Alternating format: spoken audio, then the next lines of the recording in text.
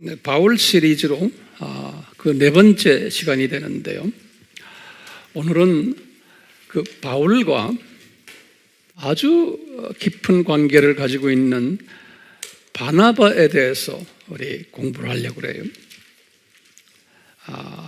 우리가 이제 이번 시간에도 그렇지만 다음 시간도 계속해서 바나바에 대한 공부를 할 것으로 생각이 되는데, 성령님께서 여러분들의 마음에 준비를 시키시고 도대체 이 바나바가 어떤 사람인가, 왜 바울에게 이런 분을 붙여주셨나, 이런 부분을 우리가 한번 상고할 터인데요. 이 부분을 상고할 때 우리가 항상 공부하고 있지만 신학적으로 큰 두 줄기가 있음을 우리가 항상 배워왔어요. 하나님의 주권 예정론적 줄기와 또 인간의 자유의지의 중심되는 인간 책임론적 접근 방법, 알메니언주의라고 그러죠. 이 두 접근 방법 중에서 우리는 주권적, 하나님의 주권적 예정론적 차원에서 말씀을 공부하고 있고, 이와 같이 오늘도 이 바나바의 스토리를 이런 차원에서 우리가 오늘 좀 섭렵해 보려고 그래요. 우리가 이제 바울을 이야기할 때 바울을 왜 부르셨나? 이제 이런 질문을 우리가 한번 던져요. 나중에 바울도 깨달았지만 예레미야서 1장 5절에 우리 항상 기억하시죠? 예레미야도 나중에 깨달았지만 예레미야 당시는 이 바벨론 포로 때예요. 근데 예레미야에게 말씀 주신 거예요. 너는 이 바벨론 포로 사건을 내가 디자인을 해놓고 지금 그 디자인이 지금 일어나고 있는 이때 너를 선지자로 내가 뽑았는데, 이것은 네가 너의 어머니 태 형성되기 전에 이미 내가 너를 예정했단다. 그런 말씀을 예레미야서 1장 5절에 말씀하셨어요. 이 말씀이 굉장히 중요한 말씀이에요. 이런 말씀을 바울도 깨닫고, 아하, 내가 내 어머니의 태중에 형성되기 전에 내가 1세기 때 로마 제국을 복음화하는 사역자로 내가 이렇게 선택을 받았구나라는 것을 바울도 깨달았어요. 그래서 이것을 갈라디아서의 1장 15절에 말씀하셨어요. 본인이 깨닫고.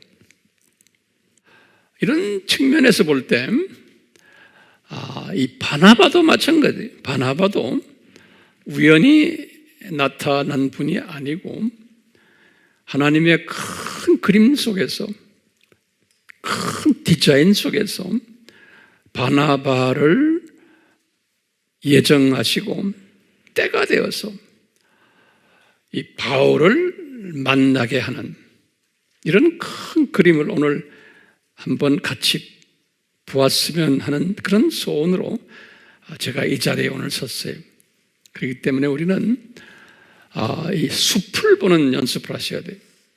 이 큰 숲을 보시면서, 그러면서 내 바로 앞에 있는 나무도 꽃도 이렇게 보는, 원격으로 보면서 또 가까인 것도 보는 이런 훈련을 이 시간에도 하려고 해요. 자, 이 바울을 부르셨던 목적이 뭐예요? 그 뜻이 뭡니까? 하나님이 바울을 사용하셔가지고 로마 제국을 복음화하는 이 일을 시키려고 이분을 이렇게 어머니의 모태에 있기 전부터 미리 아시고 디자인하신 거예요. 그러니까 로마 제국을 복음화하는 일에, 그런데 로마 제국을 복음화하는 데서 바울이 하는 역할이 있어요. 무슨 역할을 했냐면 이분은 로마 제국에 있는 이방인이라고 그러면 각 족속들이 유대인만 빼놓고 나머지의 모든 세계 족속들을 이방인이라 그러는데, 그 당시에 유대인과 디아스포라를 빼놓은 나머지 모든 족속들, 로마 제국에 사는 그 족속들에게 예수 그리스도의 정체성을 전하는 일을 맡은 분이, 이분이 누구냐? 바울인 거예요. 그래서 갈라디아서 2장 7절에 바울이 뭐라고 그랬냐면, 나는 이렇게 할례 받지 않은 사람들을 복음화하는 일에 사용받는 사도다 그랬어요. 그리고는 그러면 예루살렘에 있는 12 제자들과 예루살렘에 있는 유대인 지도자들은 뭐 하는 분들인가? 그분들은 바울과 사명이 달랐어요. 이분들은 유대인 복음화와 로마 제국에 흩어져 있는 디아스포라들을 복음화시키는 일에 집중적으로 사용받는 분들이었어요. 그래서 바울이 갈라디아서 2장 7절에 그렇게 말씀했어요. 베드로 선생이나 야고보나 이분들은 이 디아스포라와 유대인들을 상대로 복음화하는 전문직을 가진 분들이고, 자기는 나머지 세계 족속들을 향해서 복음 전하는 이런 전문직을 가진 분이다라는 것을. 자, 이런 사건을 이제 바울이 개종을 했을 때, 다메섹에서 개종을 했을 때 아나니아에게 예수님이 환상으로 보여준 거예요. 저 사람이 누구라는 걸. 그러면서 아나니아에게 하신 말씀 알죠? 저 사람은 이방인 왕들과 또 유대민족들과 또 이방인들에게 나를 전할 나의 도구다 그런 거예요. 그러니까 전문성이 어디에 있냐면 이방 사람들에게. 이 말씀은 뭐냐면 사도행전 1장 8절이에요. 또 마태복음 28장 19절이 만민에게 할 때 판타타 에뜨네 타 민족들에게 비유대인들에게 복음을 전하는 전문성을 가진 분이 바울이 그렇게 디자인된 분이세요. 그와 반대로 유대인에게 디아스포라에게 복음을 전하는 분은 누구라고 그랬어요? 12 제자들과 그 관계되는 예루살렘 그룹들이. 이 큰 그림 속에서 이제 바울을 등장시킨 거예요. 아니, 바나바를 등장시킨 거예요. 그러니까 바울 팀들과 베드로 팀들 그 사이에서 바나바를 등장시킨 거예요. 오늘은 이런 초점을 가지고 우리 한번 바나바를 섭렵했으면 해요. 자, 그러면 우선 이 바나바는 바울과의 관계에서 보면은 상당한 큰 도움을 주신 분이에요. 바울이 바나바에게 빚을 많이 진 자예요. 크리스찬이 된 후에 제일 먼저 도움을 받은 분이 누구였냐면 바나바예요. 그렇기 때문에 우선 바울에게 바나바는 어떤 분인가라고 질문을 던지면 제가 볼 때 한 7가지 부분에서 정리가 될 수 있어요. 하나하나 간단하게 적어보세요. 이게 정리가 돼야 돼요. 첫째, 바나바는 바울에게 최고의 은인이에요. 은인. 그러니까 바울이 이 로마 제국 복음화를 하는 이 일에 아주 은인 역할을 한 분이 바나바예요. 나중에 조금 자세히 볼 거예요. 그 다음에 이 바나바는 바울이 로마 제국 복음화의 큰 그릇이다라는 것을 보여준 아나니아 환상에서 보여줬잖아요. 이 환상을 성취하는데 기초석 역할을 한 분이 바나바예요. 아나니아가 이 그림을 봤잖아요. 바울도 봤지만 로마 제국 복음화를 해야 되는데 그 로마 제국 복음화를 해야 되는 구체적으로 기초석 역할을 해줬던 분이 거기 이제 큰 집을 지을 텐데 로마 제국의 복음화 집을요. 거기에 기초석 역할을 했고 주춧돌 역할을 하신 분이 바나바예요. 그게 두 번째예요. 첫 번째는 최고의 은인이고 두 번째는 주춧돌 기초석 역할을 해준 거예요. 로마 제국 복음화의 세 번째는 뭐냐면 바울이 개종했을 때 주 35년이죠.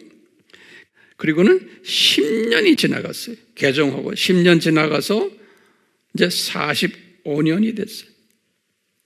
그래가지고 바울을 10년 훈련시킨 후에 그 외로움 속에서 바나바가 바울을 찾아가가지고 데리고서 안디옥 교회에 데리고 와가지고 처음으로 기독교계의 사역자로 입문시켜 주신 분이에요. 10년 동안은 외롭게 고생을 하다가 교계 밖에 있다가 교계 안으로 입문시켜 주신 분이 누구예요? 바나바인 거예요. 그러니까 고마운 분이에요. 하나님의 디자인 속에서. 그래서 안디옥 교회의 부사역자가 된 거예요. 그게 몇 번째예요? 세 번째죠. 네 번째는 요게 네 번째보다 세 번째로 하고 네 번째 바꾸세요. 그 전에 이분이 3년 동안 아라비아에 있다가 나중에 예루살렘에 왔죠. 아라비아에 있다가 어디로 올라갔어요? 3년 후에 다메섹에 올라갔다가 다메섹에서 예루살렘으로 내려왔죠. 예루살렘에 내려왔을 때 베드로와 야고보를 소개시켜 주신 공식적으로 분이 바나바예요. 그렇죠? 그러니까 대단한 그 역할을 하신 분이에요. 그게 세 번째예요. 네 번째는 이제 고향에 가가지고 이제 7년을 있다가 외롭게 이제 개종 10년 후에 처음으로 바나바에 의해서 교계에 입문하는 안디옥 교회의 부사역자로 그 일도 누가 했어요? 바나바가 한 거예요. 신기해요. 하나님께서 이 훌륭한 분을 이렇게 사용하셨어요. 이 큰 로마 제국 복음화의 큰 그릇을 주님이 사용하시기 위해서 도우미가 필요했던 거예요. 그 도우미가 지금 바나바라는 것을 제가 지금 강조를 하기 위해서 그러는 거예요. 그러니까 항상 누구든지 여러분들 개인적으로도 저도 마찬가지고 항상 바나바 같은 사람을 꼭 붙여주세요. 혼자 못하게 하세요. 혼자 하면 교만해지고 또 혼자 할 수 없어요. 인간은 나약성이 있고 한계성이 있기 때문에 혼자 못해요. 항상 옆에 바나바를 붙여주세요. 바울도 지금 그런 모습 우리가 하는 것을 보게 돼요. 다섯 번째는 이 바나바를 통해서 이제 교회사에서 처음으로, 교회 역사에서 처음으로 바나바와 같이 이방 선교사로 임명받아요. 바울이. 바나바와 같이. 그게 1차 선교 여행이죠. 예. 그래서 우리가 아바에서도 공부하고 제가 사도행전에서도 많이 공부했지만 우리가 다음 시간에 좀 공부하겠지만 그 다음에 6번째로 바나바가 선교지에 가가지고 리더십을 바울에게 넘겨주는 거예요. 기가 막힌 사람이에요. 리더십을. 그래서 바울이 자기도 모르게 선교 지도자가 된 거예요. 이방 선교의 지도자가 된 거예요. 바울이 1차 선교 여행 때 이미. 그리고는 7번째로 마지막으로 이제 1차 선교 여행이 끝나고는 다시 기원해가지고 있을 때 바울이 가르쳤던 1차 선교 여행 때 여러 바울 신학들이 있었어요. 이것에 대한 논쟁들이 있었을 때 이 12 제자들도 그 논쟁 속에서 바울을 좀 의심스러워했어요. 바울 신학에 대해서. 그래서 예루살렘 총회를 한 것 주 49년이죠. 그래서 바나바가 예루살렘 총회를 하기 위해서 바울을 데리고 12 제자들 앞에 모시고 간 거예요. 바나바가. 그래서 설명을 해주는 거예요. 바나바가. 바울 신학이 제대로 된 성서적인 신학이다라는 것을. 그래가지고 12 제자들이 그것을 자기네가 수용하는 거예요. 바울 신학을.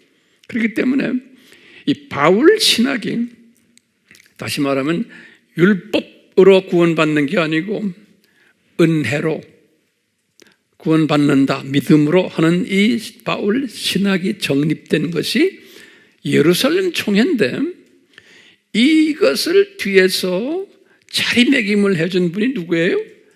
바나바인 거예요.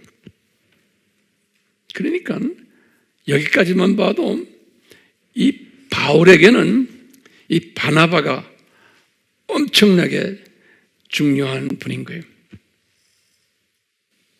자, 그러면 우리가 한번 질문이 있어요. 누가 어떻게 바나바가 이 바울의 도우미 역할을 하도록 지시했는가? 또는 디자인했는가? 한번 이런 질문을 한번 던져보는 거예요. 그러면 우리가 첫 대답이 뭐냐면 예수님이 아나니아에게 환상으로 오셔서 말씀해 준 거예요. 다메섹에서 사도행전 9장 15절에 이렇게 아나니아가 우선 메시지를 예수님한테 받았어요. 아하, 바울이 이런 분이구나 라는 것을. 그렇다면은 우리가 추측하는 거예요. 예수님이 요 아나니아에게 나타나셨던 것처럼 바나바에게도 분명 나타나셨을 거다라고 보는 거예요. 그래야지만 바나바가 바울을 도울 수 있잖아요. 그렇죠? 바울의 정체성을 알아야 되잖아요. 그렇기 때문에 우리가 이제 추측하는 거예요.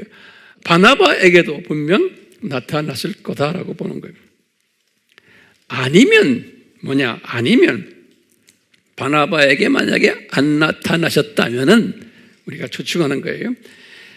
아나니아가 바나바에게 분명 자기가 본 환상을 알려주지 않았나라고 보는 거예요. 아나니아가, 다시 말하면 아나니아가 바나바에게 저 사람 대단한 사람이다. 저 사람 유럽을 완전히 복음화시킬, 이방인들 복음화시킬 하나님의 예정 안에 있는 큰 그릇이다라고 말한 것이 아나니아가 바나바에게 말씀하지 않았나라고 우리가 또 추측해 보는 거예요. 가능성이에요. 예. 그러니까 바나바는 예수님한테 직접 들었던 또는 아나니아를 통해서 들었던 바나바는 바울이라는 저 사람이 분명 대단한 큰 그릇이구나. 로마 제국을 복음화해야 되는 상당한 그릇이구나라는 것을 바나바가 알았다고 전제를 까는 거예요. 그걸 알았기 때문에 이분이 도움 역할을 했던 거예요. 왜? 네가 도와줘라 라는 명령까지 받은 거예요. 그렇기 때문에 이 바나바가 바울을 열심히 돕지 않았나라고 우리가 보는 거예요. 자, 그렇다면 우리 또 질문이 하나 있어요. 이 질문마다 중요하니까 이걸 다 잘 적어 놓으셔야 돼요. 예? 그렇죠? 스스로 질문을 던지는 연습을 하셔야 돼요. 그래 우리의 그 궁금증이 풀려져요. 우리가 이 설교라는 게 뭡니까? 우리의 궁금증을 풀고 그 궁금증을 푼 다음에 예수님을 더 사랑하게 되는 사람들 만들기 위해서 지금 우리 여기 앉아 있잖아요. 지식을 쌓기 위해서 아니잖아요. 그리고 예수님을 더욱 사랑하면서 지금 내 이 세대에 그럼 내가 어떻게 살아야 되느냐? 이것을 깨닫게 하기 위해서 지금 우리가 지금 이 말씀 공부하는 거예요. 그렇죠? 자, 그러면 질문 던집니다. 왜 바울이 바나바의 도움이 필요했는가예요? 그 똑똑한 사람이 왜 바울이 바나바의 도움이 필요했는가? 하나님의 주권적 디자인 속에서 지금 이야기하는 거예요. 이렇게 도움이 필요하도록 디자인한 거예요. 이게 굉장히 중요한 개념이에요. 자, 왜 중간 바나바가 필요한가? 바울의 입장에서 그러면 첫째가 뭐냐면요, 태생적으로 이 바울이란 사람은 예루살렘에 있는 12 제자들과 당시의 교계 지도자들과 동력을 할 수 없게끔 되어 있어요. 태생적으로 동력을 해야 되는데, 왜냐? 이 12 제자들은 유대인과 디아스포라를 집중적으로 공략하는 일을 하는 분들이고, 바울은 그 나머지 이방인들을 공략하는 일을 맡은 분들의 동역자들이에요. 로마 제국을 복음반을 하려면 이 두 팀이 동력을 해야 돼요. 그런데 태생적으로 바울이 이 예루살렘 팀들과 동력할 수 없게끔 되어 있어요. 그게 문제인 거예요. 하나님이 그렇게 만들어놨어요. 그럼 어떤 부분에서 동력을 못하냐? 왜 동력을 못하느냐?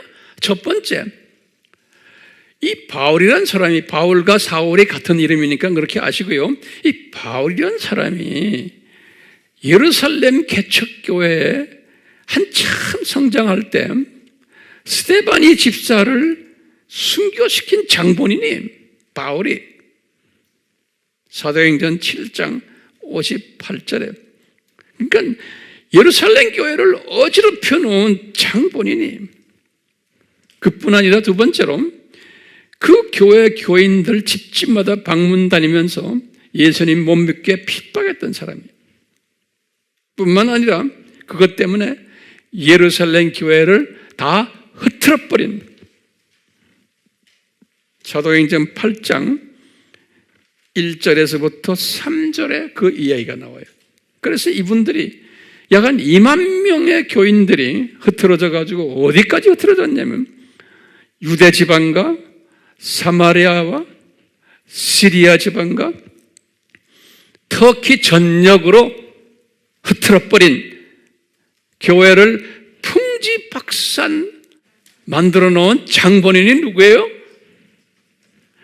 바울인 거예요. 그러니까 바울에 대한 감정이 엄청 나쁜 거예요. 이 예루살렘 팀들이 볼 때는 동력할 수 있는 사람이 아니에요. 그런데 하나님의 입장에서 보면, 예수님 입장에서 보면 예루살렘 팀들이 가지고 있는 약점들이 있어요. 뭐냐면 자민족 중심적인 사상이 있어요. 그리고 타민족과 관계하지 않는 유대민족 우월 사상이 있어요.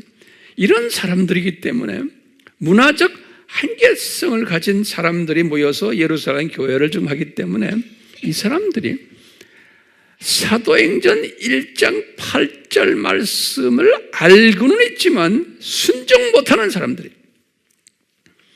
그건 예루살렘이나 고작해야 그 주변 유대 지방에만 왔다 갔다 하면서 복음 전했지 사마리아까지도 가지 못하는 머리 구조를 가진 사람들이. 그 사람이니까 할 수 없어요. 여러분들 보고 중국에 가라 그러면 가요? 안 가요.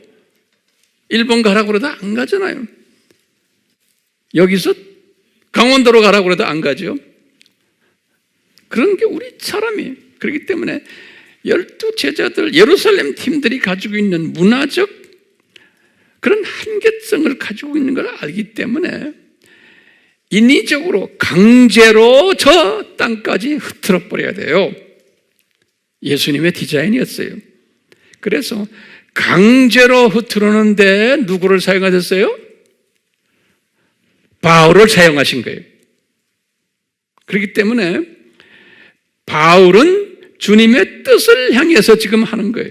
바울도 그냥 그 뜻은 모르고 그냥 자기가 한 것뿐이에요. 이것 때문에 지금 태생적으로 이 예루살렘 팀들과 바울 팀은 관계가 아주 나쁜 관계. 서로가 같이 일할 수 없는 관계예요. 네. 그뿐 아니라 또 어떤 관계가 있냐면 바울이라는 사람은 금수저 출신이에요. 가말리엘의 제자고 소위 인테리 금수저 출신인데 반대로 예루살렘 팀들은 금수저의 반대 주저가 뭡니까? 흙수저예요. 흙수저. 뭐 다는 아니지만 일반적으로. 그렇기 때문에 이 수저가 다른 거예요. 문화적, 교육적, 사회적 배경이 다른 사람들이에요. 하나님이 그렇게 디자인을 해 놓으셨어요. 그렇기 때문에 바울은 이방 민족을 섬기는 복음화하는 로마 제국 안에서의 전문가로 하나님이 디자인해 놓으시고, 요 예루살렘 팀들은 유대인들과 많아야 디아스포라들을 복음화시키는 전문가 그룹으로 이렇게 만들어 놓으신 거예요. 그런데 전문성이 두 팀이 다 있는데 이것이 하나가 되지 못하는 거예요. 왜냐하면 이런 그 태생적 아픔을 서로가 가지고 있기 때문에 그러는 거예요. 하나가 되지 못하는 거예요. 그래서 이 하나로 만드는 일을 언젠가는 누구를 통해서 하셔야 돼요. 주님께서 로마 제국 복음화를 지키려면. 그렇기 때문에 누구를 사용하셨나? 누구를 사용하실 것 같아요?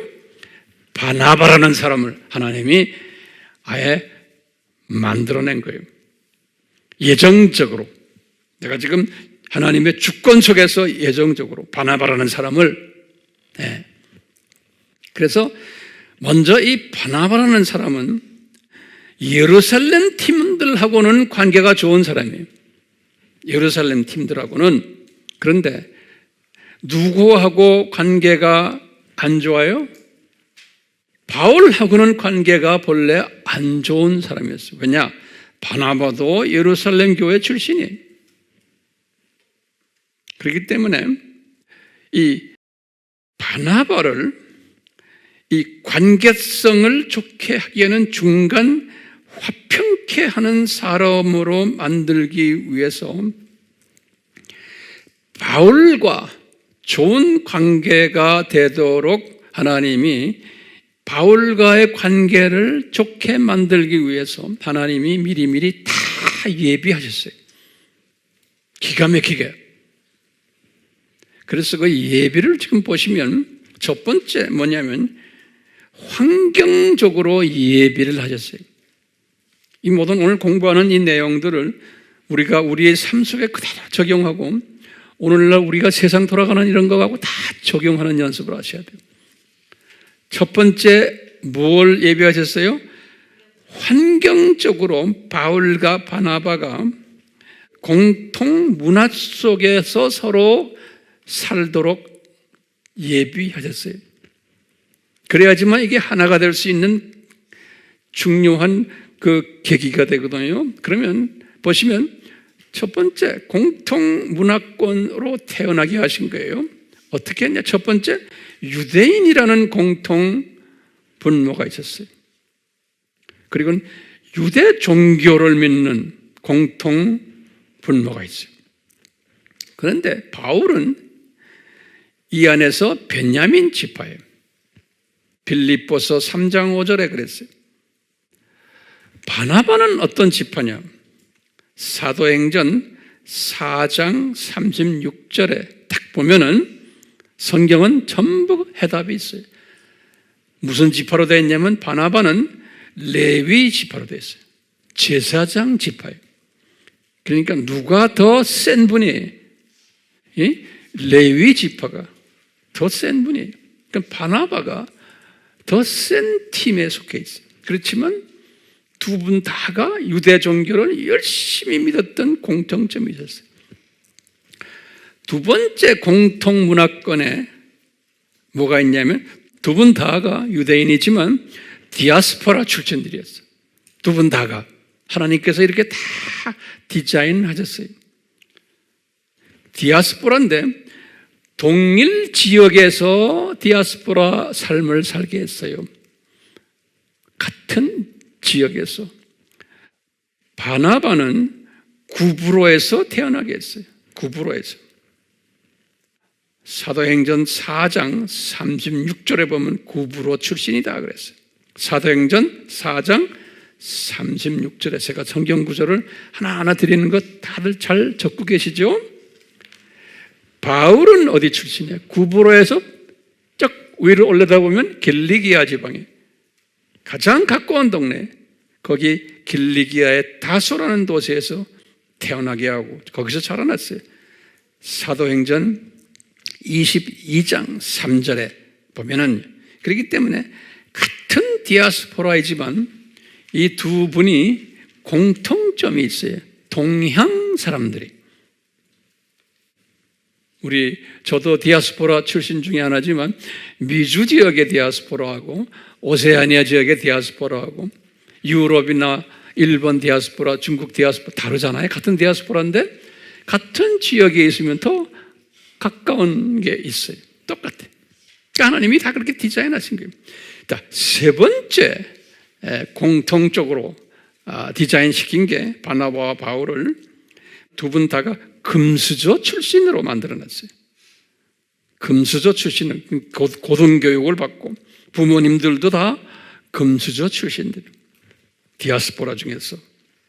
우리가 이것을 어떻게 아냐면요, 바울에 대해서는 우리가 다 알고 있지만 바나바에 대해서 잘 보세요. 바나바를 보면은 바나바는 이분이 디아스포라이지만 바울처럼 예루살렘에 와서 공부를 한 것 같아요. 바나바도. 그리고는 바나바는 예루살렘에 부동산이 많았어요. 그 집안이. 그래서 나중에 이제 이분이 개종해가지고 부동산의 일부를 팔아가지고 헌금한 이야기가 나와요. 사도행전 4장 37절에. 그뿐 아니라 바나바의 여동생이 누구냐면 마가의 어머니. 골로새서 4장 10절에 보면 마가의 외삼촌이 바나바였다 그런다고. 그러면 마가도 금수저 집안인데 그 어머니는 그 유명한 마리아예요. 그래서 마가의 다락방 그러죠? 예루살렘에. 그러니까 예루살렘에서 가장 큰 다운타운에 큰 부동산을 가지고 계셨던 분이 마가의 어머니였어요. 그래서 그 부동산에서 첫 예루살렘 교회가 탄생이 된 거예요. 오순절 때 120문도가 모여가지고 기도했던 장소가 마가의 다락방에, 예컨대 그러면 누구의 집이에요? 마가의 어머니 집이에요. 누구 여동생? 바나바의 여동생이에요. 그렇기 때문에 바울도 금수저 출신이지만 바나바도 금수저 출신이에요. 같은 디아스포라 출신이고, 그렇죠? 예. 이런 공통점이 있어요. 네 번째 공통점은 뭐냐면 예루살렘의 유학파들이, 다섯 번째로 공동점을 내가 볼 때는 나이도 비슷한 것 같아요. 그런데 내가 볼 때는 바나바가 약간 나이가 시니어, 연장자였지 않았나 보고 있어요. 그러니까 바울이 항상 그분을 이렇게 높였던 걸 보면, 자, 지금 바나바와 바울과의 공통점을 제가 지금 이야기하고 있습니다. 그래야지만 바울이 바나바와 관계를 맺을 수 있고 바나바도 바울과 관계를 맺을 수가 있어요. 그렇기 때문에 우리도 항상 같은 고향 출신, 같은 지방 출신, 같은 학교 출신, 그게 나쁘지 않아요. 성서에서도 보면요, 우리 인간은 그런 걸 사용을 하세요. 우리 인간은 그런 그 문화적인 한계성을 가진 존재들이기 때문에 그래요. 자, 이런 속에서 환경적으로 보면 또 뭐가 있냐면 공통 종교인으로 만들어놨어요. 다시 말하면 기독교인으로 만들어놓은 거예요. 이 두 분을. 그럼 바나바가 그러면 언제 기독교인이 됐나? 내가 볼 때는 오순절 다락방에서 120명 중에 한 분이 바나바였을 거로 저는 보고 있어요. 그러니까 바나바는 오리지널 기독교인이에요.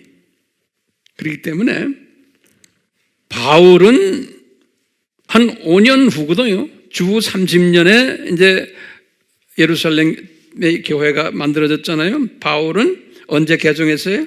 35년이니까 5년 후에, 그러니까 한 5년 차이가 나요. 기독교 역사를 보면. 네. 그렇지만 이런 공통점이 있기 때문에 바울과 바나바가 서로가 가까워질 수 있는 배경이 되지 않았나. 게다가 바나바는 피스메이커 역할을 할 수 있는 게 뭐냐면, 요 예루살렘 팀들의 12 제자는 아니지만 바나바는 12 제자들을 뒤에서 딱, 이런 말 하면 좀 이상하지만 컨트롤하는 분이에요. 요 바나바가 뭘로 컨트롤하느냐? 집안이 이 12 제자들의 자금을 대는 집안이에요. 마리아가 건물도 됐어. 그 다음에 바나바가 땅도 팔아가지고 그 2만 명의 그 교인들, 가정교회들을 뒤에서 헌금으로 보태주는 이런 일들을 하기 때문에 베드로보나 야고보는 예수님의 육신의 동생 야고보예요.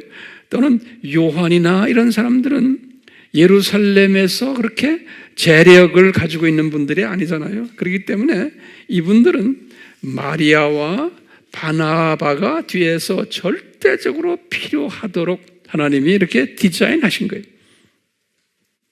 예루살렘 팀들하고 바울 팀하고 가까이 만들려면 양쪽을 다 잘 아는 누가 있어야 돼? 바나바 같은 사람이 준비되어 있어야 되는 거예요. 그래서 바나바가 중간에서 피스메이킹 할 수 있는 이 역할을 할 수 있었어요. 우리 삶 속에서도 똑같이 이런 원칙이 적용이 돼요. 이뿐 아니라 두 번째 예비된 것, 저는 환경적인 측면에서 지금 바나바를 이렇게 예비했다 그러고요. 두 번째로 환경적 측면 말고 이제 인격과 성품적 측면에서 바나바를 피스메이커로. 피스메이커는 그러면 그 누구와 누구 사이예요? 예루살렘 팀과 바울 팀이에요. 피스메이커로. 로마 제국 복음화를 위해서 그러는 거예요. 어떤 개인적인 이해관계 때문에 그러는 게 아니에요. 어떻게 바나바가 인격적으로 성품적으로 이런 일을 할 수 있게끔 하냐? 성서에서 다 가르쳐요. 사도행전 11장 24절에 이걸 가르쳐요. 뭐냐면 바나바는 그러면서 성서에서 하나하나가 보면 아주 중요한 정보들이 숨겨져 있어요. 성령님이 누가에게 다 가르쳐줬어요.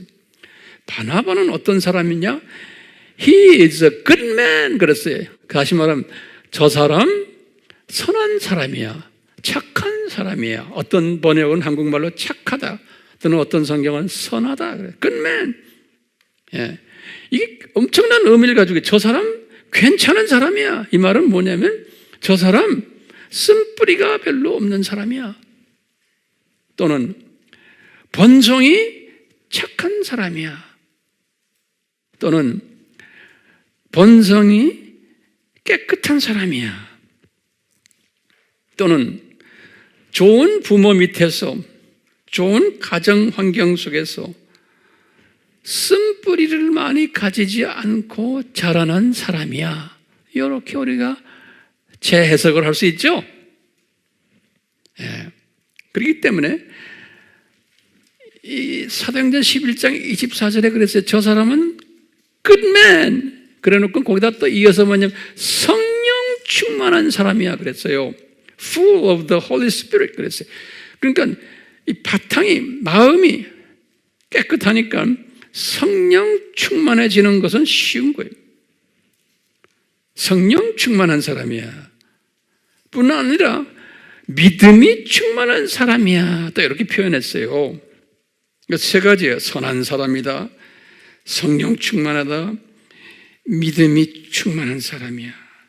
그렇기 때문에 이 사람은 대인 관계가 좋았던 사람이에요.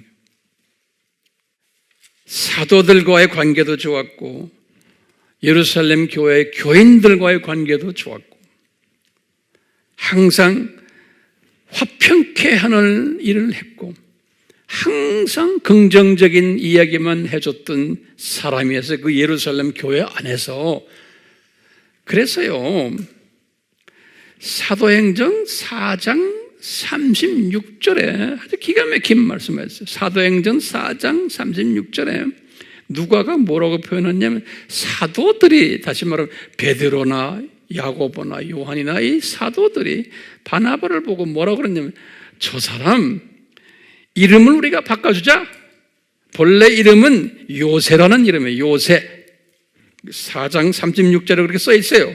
여러분들 성경에 보면 본래 이름은 요새라는 사람인데 이름을 별명을 붙여줬어요. 별명이 뭐냐면 바나바다 그랬어요.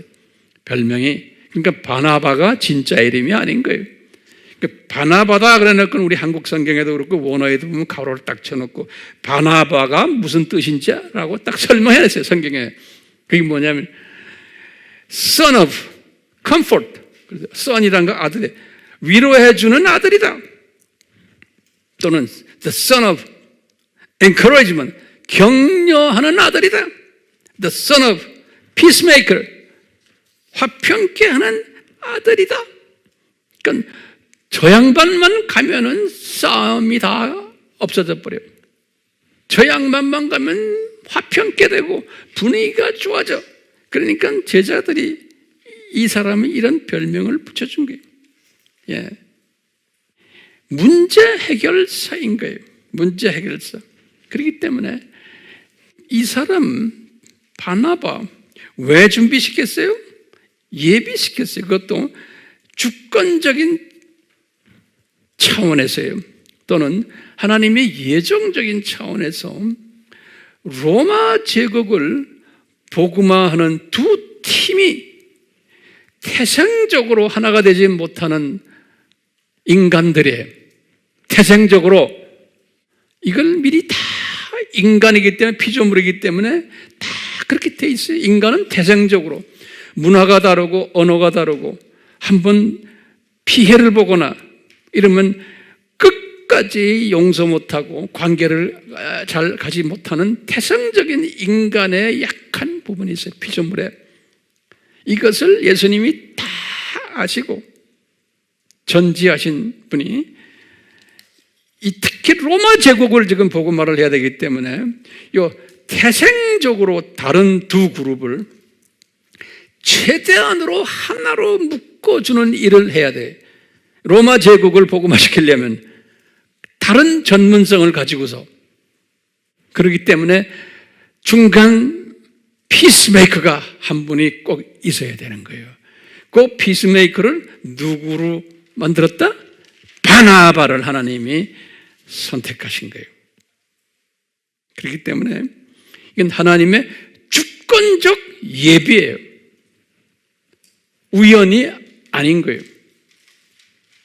자, 제가 이제 결론적인 질문이 하나 있어요.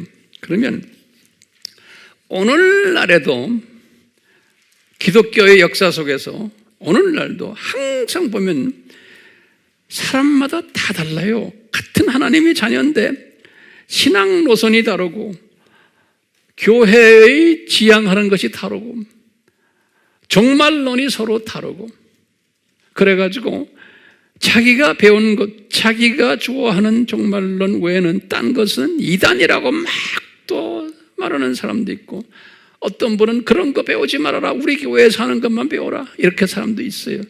그건 당연히 그런 사람이 있게 돼 있어요. 인간의 약한 부분에 지가 아는 것 외에는. 그러니까 교단이 이렇게 많은 거예요.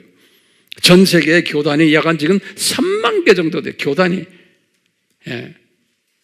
그건 하나님께서 그 교단을 보면서 인간은 이런 문화와 정치와 환경 속에 지배를 받는 피조물인 것을 적나라하게 보여주는 게 이 교단이 많은 거고, 같은 우리나라 안에서도 교단이 많고 교리가 많고 뭐가 많고 하죠. 그래가지고 서로 다투는 거죠. 그런데 우리가 바나바를 보면서 뭘 우리가 보게 되냐면요, 우리가 아무리 이렇게 교단이 많고 교리가 많아도 예수님 안에서 지금 이 세대에 우리는 뭐 해야 돼요? 예수님의 재림을 외치는 사람들이 되어야 되거든요. 지금 우리의 이 일은 뭐냐면 예수님의 재림을 외치는 거예요. 왜? 바울 시대에는 로마 제국 복음화였어요. 오늘날은 세계 복음화를 하면서 재림 전에는 어느 정도의 세계 복음화가 되어야 된다는 것을 우리는 알고 있는 사람들이에요. 그렇기 때문에 이 세계 복음화를 위해서 예수님의 재림을 외치는 사람들은 종말론이 다르고 좀 다르더라도 서로가 주 안에서 후천년주의만 빼놓고 서로가 하나가 되는 바나바 같은 사람들이 많이 나와야 되는 거예요. 그렇기 때문에 우리 아미교회는 다른 모든 것들 다 우리가 수용해 주면서 소위 후천년주의만 수용 안 하죠? 그러면서 우리는 무슨 주의라고 그래요? 융합주의를 이야기하잖아요. 지금 전 세계적으로요, 저같이 융합 사상을 가진, 바나바 사상을 가진 사람들이 필요하고, 이런 사람들이 여기저기에서 엄청나게 많이 지금 출현하고 있어요. 그렇기 때문에 이 선교사들이 선교 나가가지고 국내에 있을 때는 우물 안에 개구리처럼 있다가 해외 나가서 한 10년 정도 살다 보면 이 융합 사상을 다 가지게 돼요. 왜? 우리가 우물 안에 개구리였구나 하는 걸 깨닫게 돼요. 예. 우리 AMI 식구들은 어떻게 돼요? 우물 안에 개구리가 아니죠. 예. 그렇기 때문에 우리는 오늘날 이 바나바 사상을 항상 가지시고서 예수님께서 이 세대에 이 바나바 사람들을 많이 예비시키신다는 것을 잊지 말아 주시고, 우리도 이 바나바 스피릿을 가진 사람이 되어야 되기 때문에 오늘 제가 이 말씀을 이렇게 정돈해 드리는 거예요. 예수님의 재림을 준비하는 사람들은 이 바나바의 사상을 가지고 있어야 돼요.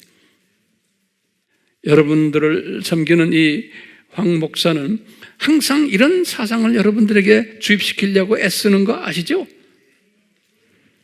그러니까 우리 AMI 그룹들은 자기도 모르게 이 그릇이 커진 거예요. 그래요, 안 그래요? 예. 이 예레미야라는 사람이요, 마지막 결론적인 말씀 성경 구절을 제가 2절을 드리려고 그래요. 아까 예레미야는 1장 5절에 뭐라고 그래서 자기가 그 당시 바벨론 사건 당시에 자기가 선교사로서 사역자로서 예언자로서 디자인된 것이 어머니의 태중에 있기 전이었다 그랬죠. 이분이 그것을 여호와께서 예수님께서 예레미야에게 가르쳐준 거예요. 이분이 엄청난 깨달음인 거예요. 이런 참새 시각을 가지고 있다가 숲을 보지 못하고 나무만 보다가 큰 숲을 본 거예요. 예레미야가. 그러면서 예레미야에게 그러는 거예요. 예레미야야, 지금 너희 민족이 이 바벨론에 이렇게 잡혀가지고 고생하지? 이게 다 내 디자인이란다. 내 디자인이란다. 이 큰 그림을 보면서, 그러면서 예레미야가 하신 말씀, 항상 예레미야 10장 23절, 이 말씀 우리 기독교인들이 상당히 좋아하는데, 이 말씀이 큰 그림을 이해한 사람들, 예레미야 같은 사람이 이 말씀을 묵상하는 사람들이에요. 예레미야가 그러는 게, 오 주여, 인생의 길이, 우리 인생의 길이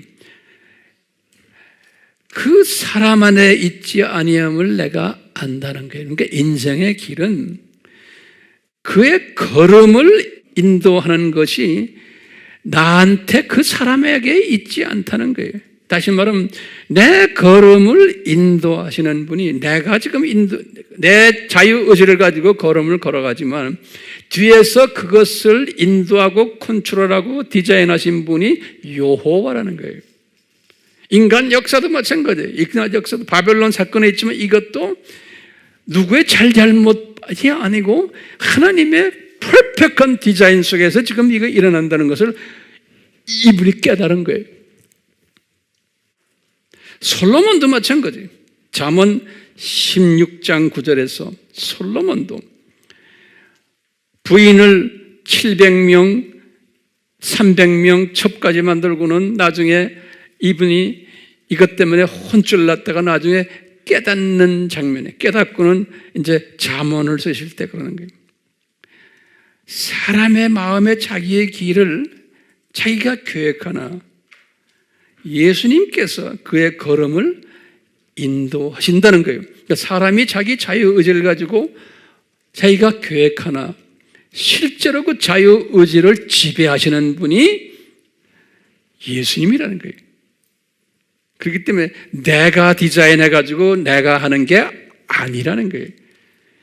솔로몬이 그 전에는 지혜를 받았을 때는 솔로몬이 지혜 주십시오 그래서 받았지, 이 솔로몬이 처음 가졌던 그 지혜는 내가 볼 때는 혼적인 지혜, 세상 지혜를 받은 거예요. 근데 나중에 이분이 깨닫고는 그 세상 지혜를 받고 이러다 보니까 아주 유명해지고 나중에 이분이 스스로 부패해져 버린 거예요. 그러다가 이제 회개하고는 깨닫고는 하나님의 주시는 지혜를 받았을 때는 잠언을 쓸 수 있었고 전도서를 쓸 수 있었어요.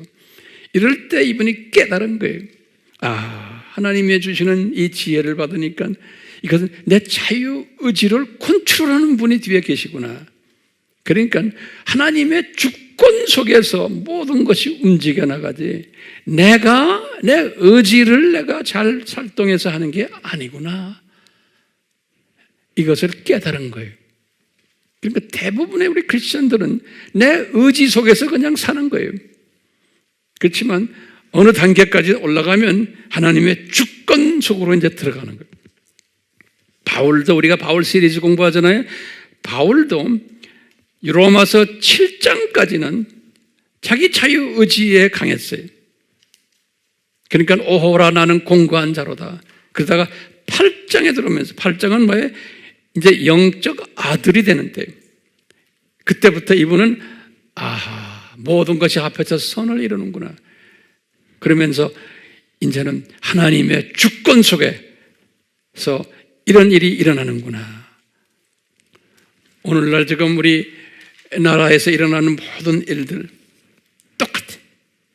그러니까 바울이 그걸 깨달으니까 이때까지는 네로 왕을 나쁘게 봤는데 알고 보니까 그 네로 왕도 세상의 모든 왕들도 하나님의 주권 속에서 하나님이 다 만들어가지고 저놈이 저렇게 나쁜 짓 하게 하는구나, 이것을 깨달은 거예요.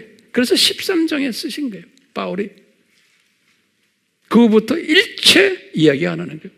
그리고는 디모데에게 가르치고 디도에게 그걸 가르쳐 주는 거예요.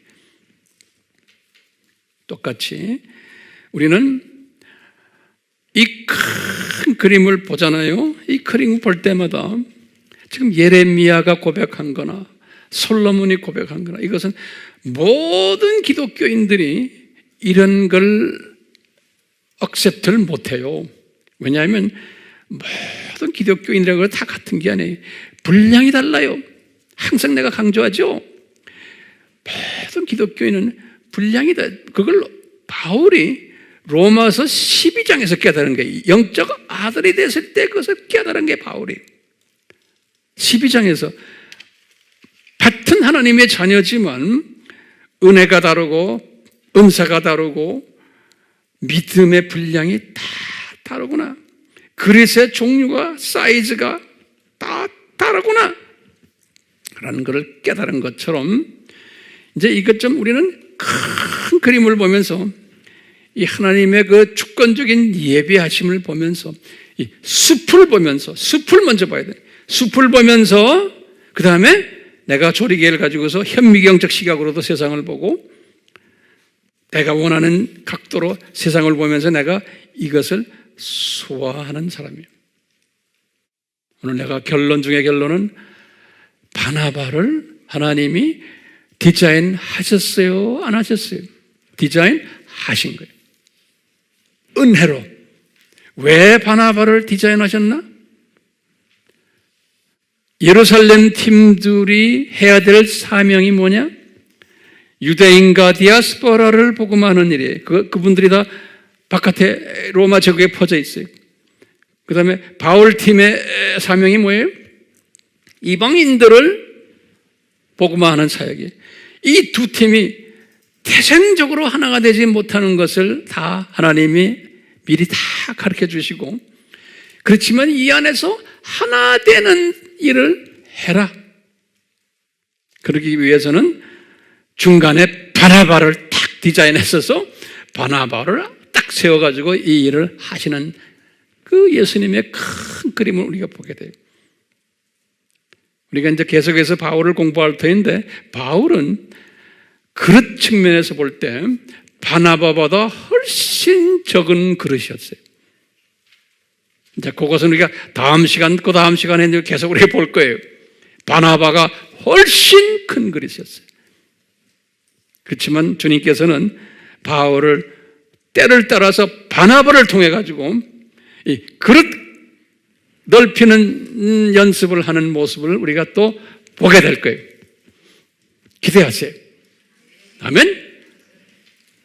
예수님, 성령님 도와주셔서 우리가 이 큰 그림을 볼 수 있게 해주시고, 이 큰 그림 속에서 로마 제국을 복음화하는 큰 그림 속에서 바울 팀과 예루살렘 팀의 그 여러 가지의 그 속에 있는 역동적 관계를 보는 시각을 우리에게 주시고, 이것이 그대로 오늘날에도 예수님의 재림 전에 하나님의 자녀들이 이 두 그룹이 있어서, 어떤 데는 더 많은 그룹들이 서로가 자기가 잘났다고 하는 그러한 모습을 보면서 우리가 그것을 비평하기 전에 그것을 소화를 못하는 분은 그대로 놔두는 연습을 하고, 소화를 할 만한 사람들에게는 잘 가이드해주는 바나바 역할을 하는 그러한 우리가 되도록 지혜 위에 지혜를 허락해 주시옵소서.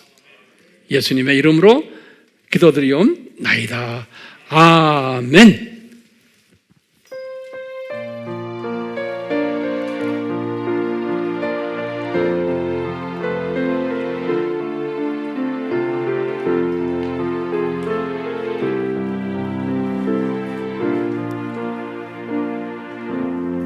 주께서 내 길을 이하시네.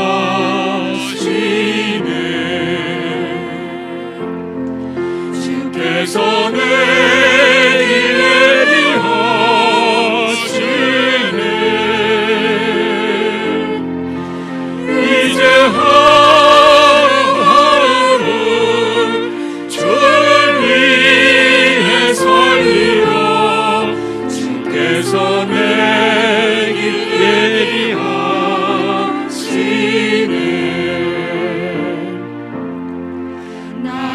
이제 주를 따라가리네.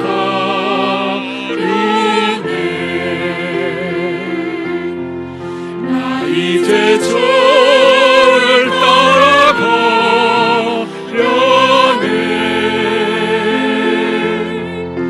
세상 죄길 버리고 생명길을 찾았네. 나 이제 주를 따라가려네.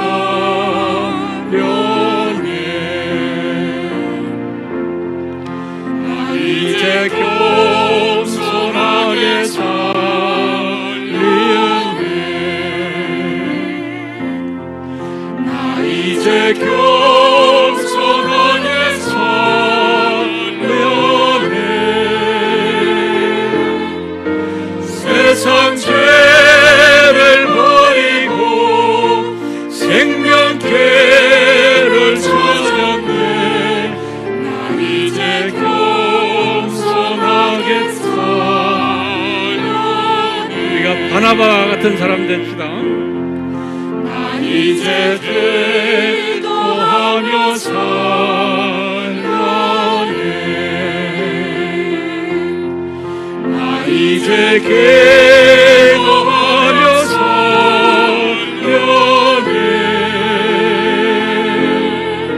세상 죄를 버리고 생명길을 찾았네. 나 이제 기도하며 살려네.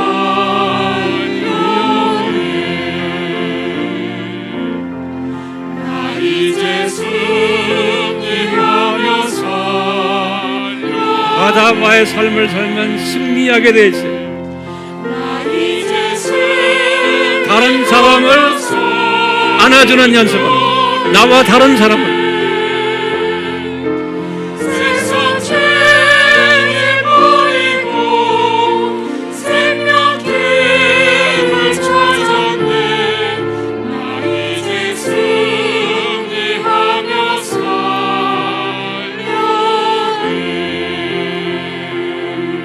그 유명한 바울도 자기와 다른 사람을 초창기에는 안아주질 못했어요. 근데 이 바나바는 그랬어요. 그러니까 이런 그릇 큰 사람을 큰 바울로 만들기 위해서 붙여준 거예요. 우리가 계속해서 이 부분을 공부하게 되는 거예요. 우리 삼위 하나님이요, 우리에게 이 바나바에게 주신 스피릿을 허락해 주시옵소서. 예수님의 이름으로 축원하옵나이다. 아멘.